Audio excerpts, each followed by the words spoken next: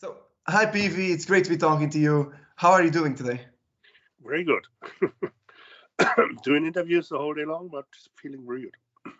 Yeah, man, it's a great honor to be talking to you. I'm a huge fan of you and of your work and of Rage and like Mortizorgs and everything. Every project that you touch in turns into gold. I don't know, you must have some Midas touch or something. Afterlifelines is no exception. It will be released on the 29th of March. What can you reveal to the fans about this album? Yeah, it's a double album that shows the different stylistic sides from Rage. Album number one, Afterlife, is this typical power metal that most people know the band for, and the second one, Lifelines, is the shows more the epic progressive side of the band. Is it's fully orchestrated and a bit more more epic. So all in all, this is all stylistic elements that were developed over this last 4 decades in the Rage music, and so it's a good reflection of what the band has done in these 4 decades. Yeah, it really is, and it comes just in time to celebrate your 40th anniversary. Did you want to make something special like this for your anniversary? Yeah, actually, to have a double album like this was already.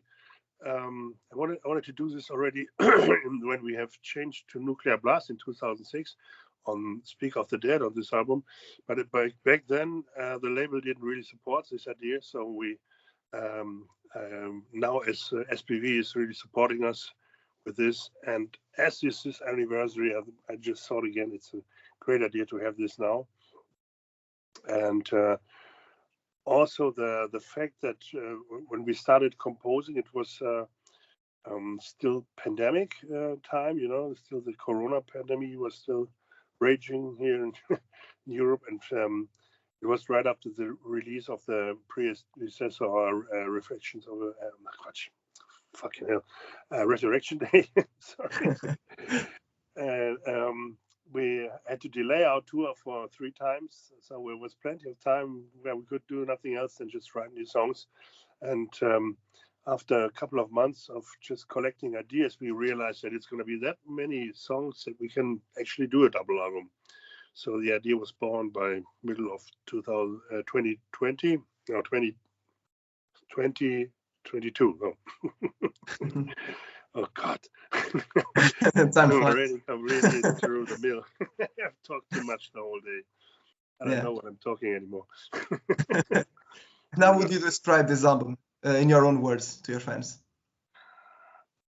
I described it already. It's the best we could do at the moment. Mm-hmm. It's split into these 2 different elements, and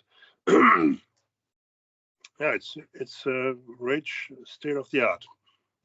Yeah, it really is. You should really be proud of it. And there's a concept behind this album. Do you want to talk a little bit about it? It's not a concept, but there's a red line going through the lyrics. On this last album, I tried to explain the cultural evolution of mankind from the Neolithic age 10,000 years ago until today. With all the problems this development caused, and where the humanity is standing at this point right now. And on this new album, I'm doing a fictional dystopic view in the future of the next 100 years or so, where we could end when if we don't change anything in our behavior right now. Of course, it's just a fiction. It's not exactly what I believe in. I have a bit more hope that things turn out well. And we find back in peaceful times and find solutions for the problems. But it's just a possibility, as I describe. Usually, I use my lyrics as a kind of self-therapy thing, things that are on my mind. I can get rid of them like this, So that's why it is a bit dystopic. Yeah, and I think we all share that hope that this dystopic future will not happen. And I know, and I guess a lot of people also have this kind of fears, So just describe these kind of fears, Yeah, and it also connects to your previous album, to Resurrection Day. In what way does that happen? Oh, I think it was a logical development. When I did the Resurrection Day, I already had the idea to come up with the next album with this kind of follow-up idea. Just spin the timeline on. Yeah. Yeah, it sounds great. Now, you already said that Afterlifelines is divided into two albums, into Afterlife and Lifelines. First one is more trashy and more modern and aggressive, and the other one is like your typical sound from Lingua Mortis and the 13 album or something like that. How was the composition process for this album? Did you already try to make this contrast between the songs in order to divide them into two different albums? Like I said, we just started to write again because we couldn't tour, and collected ideas. And after half a year or so, we just saw it's enough ideas for two albums, and we just sorted out which is the more rough, the more thrashy ideas, which ideas are more progressive, more could need a orchestration or so. So we just split the ideas already pretty early in the state of the raw ideas, and then we worked on the arrangements and developed everything to these two different things. Yeah, and there's one track in the second album, The Lifelines, that it's called Interlude, I think, that includes some parts from other songs that you had in the past, like Higher Than the Sky and From the Cradle to the Grave, I think, as well. Is this like a celebration, the closest thing you get to a celebration of your 40th anniversary? Sure. This is a kind of orchestral interlude where the orchestra interprets melodies that are well known through these 4 decades of rage, of some of our classic songs. And of course, this was a nice view on this history, and I just think it fits pretty good in the whole thing. It's this grand finale, Lifelines, this interlude, and also the last one in the end. This is like one track actually, with has different titles, of course, but it's you can hear it as one track. Yeah, and I think Rage were the very first band, the metal band, to incorporate a full orchestra in one full album, I think, with Lingua Mortis. Did you do the same thing for this album, or did you just use samples for the orchestra? The orchestration was done by Marco Grassoff, and he was doing this now like a film score, and I think he was using samples for this. But this is the normal way. I mean, even all the film scores are done like this. Meanwhile, as the sample programs are even better than real orchestras. I mean, this is recorded orchestras, the best orchestras in the world, in the best venues of the world, with the best conductors in the world. So if you want to record this by yourself in this quality, this is very expensive. You can imagine. So most even Hans Zimmer or so, they still also work like this, meanwhile. It's just the technique of today, Yeah, exactly. But do you plan to make a full album with a real orchestra, like in the future? Or? We have done plenty of albums with real orchestra in the past, and we will play, of course, songs also from the new album with real orchestra and live shows. That's where, of course, you need to do it live. So that's where we work with the real one. Yeah, and there's also Lingua Mortis Orchestra, the project in itself. It also worked with the real orchestra, I think, but it's been kind of dead since the last time, since the debut LMO. Do you have any news regarding that project? Can we expect a second album? This is not really a project in my eyes. The Lingua Mortis Orchestra was always related to Rage since '96. And the idea to bring this out under this LMO name, this was from Smolsky back then, So I didn't really like this idea anymore, because this orchestra, Lingua Mortis Orchestra, is related to Rage, and I don't want to release under different names. I think it's just confusing for the fans, And we will continue having orchestrated songs also in the future, but not under this name anymore. And will you include some songs from that album in future tours? Do you? Yeah, imaginable. Sure. Yeah. What about Refugee, one of your other projects? Not Refugee, Refuge, sorry. Any news regarding that? No, not really. It's sleeping at the moment. We just put it on ice because we are too busy with Rage.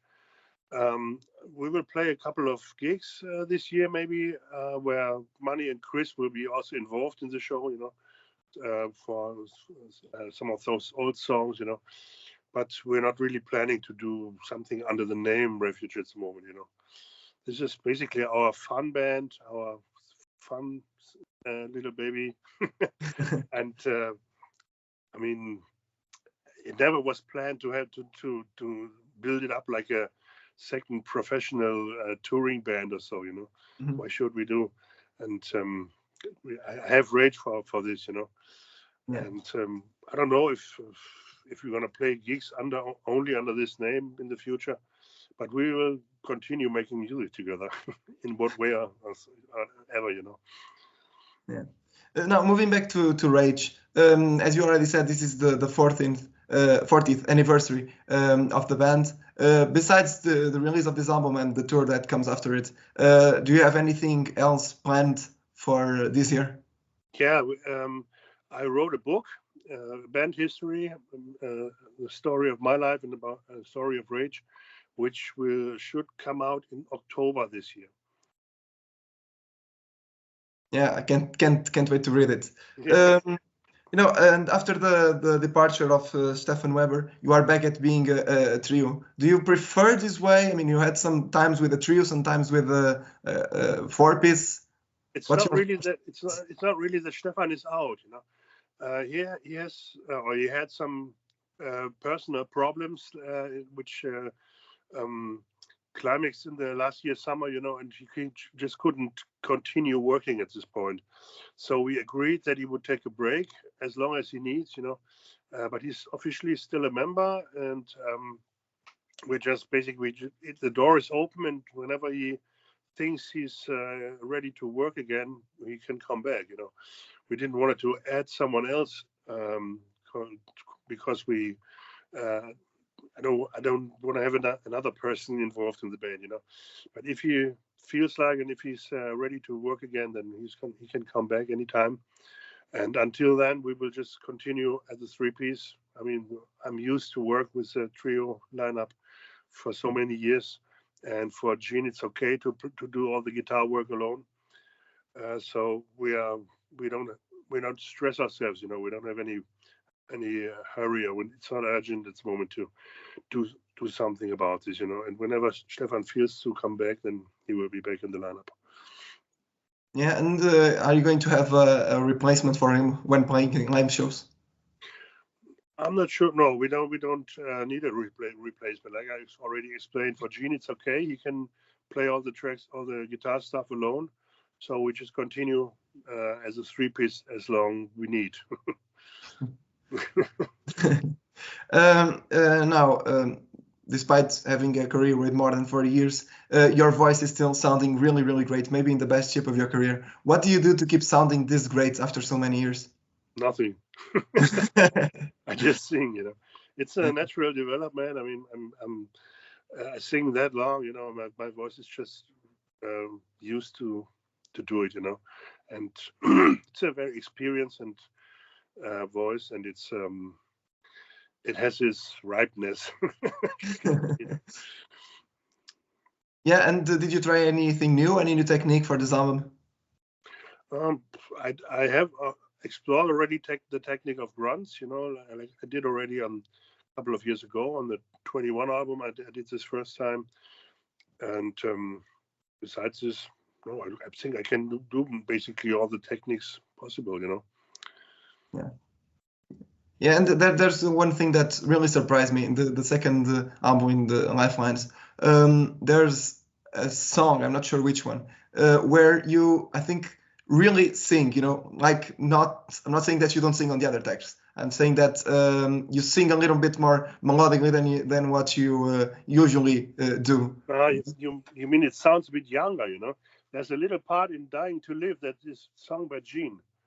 You know, Gene is also a fine singer, you know, and I gave him this solo spot, you know, it's in the middle part of Dying to Live, and we are sharing the last chorus together, you know, like I start first line, he comes to the second line, then third line, him again, and me on the fourth line. So this is a kind of duet thing. We do that. Yeah. And can we expect him to sing more in future albums? Yeah, I mean, he sings all the time, you know, he's doing all the backing vocals anyway. And of course, I can imagine to give him solo spots here and there, you know. He's a good singer, and it just fitted pretty good. It sounded great, you know. This was happened by accident, actually, you know. He came up with this idea for this part, and did a demo version of where you just sung this, and I said, yeah, you can just do it also on the record, you know. Sounds good how you sing it. Yeah.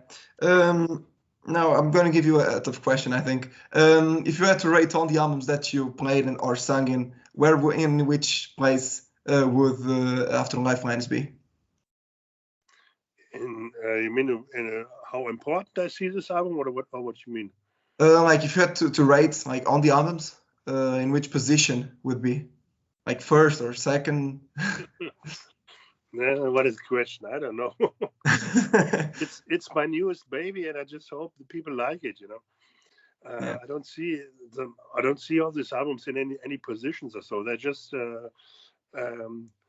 like witnesses of that time when we did them, you know. And I like them all, you know. It's a matter of taste. Some people like the older albums more. Some people like the younger ones. So it's the best I can do at the moment, you know, and I'm pretty proud of it. I don't know. I'm not judging the stuff in positions or so, you know. Yeah, it makes sense. Now, you already said that you are going on tour after this album. Which are your touring plans for this album? Yeah, we already started. We just came back from Canada 2 days ago. We toured we have toured there already. Then next stop will be in Japan. We have Europe set up for end of April till June, I think. We will have plenty of festival shows, also a couple of shows where we play only with orchestra, Rage and the Lingua Waters Orchestra. We have a set up Scandinavian tour, as far as I remember. There's a week in Spain, also a show in Portugal, I guess.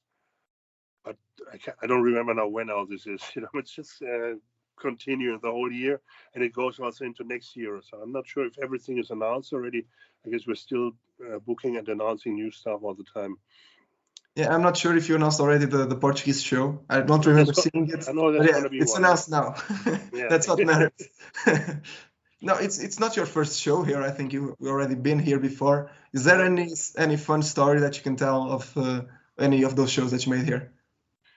As far as I remember, we played a couple of times in Lisboa already, and we did last year. I think we did a festival, but where the fuck was this? It was somewhere in the mountain. Yeah, it was 2 years ago, I think. It was 2 years ago, right. Okay. You know it better than me. Yeah, I remember it. Yeah, and do you keep any memories from that show or? Yeah, a fantastic audience. I had a great day having a long walk in the mountains. Great nature there. Yeah. Right. Well, Peavy, I think that's it. Thank you so much. Would you like to send any message to your Portuguese fans? Yeah, thanks to everybody who supports the band, and we are very grateful for the support, because we wouldn't be here without the fans. We know this, and we hope you like the new album, and see you all on the shows. Thank you very much also for your support, Daniel. No. Well, it was an honor, man. Thank you so much. Same for me.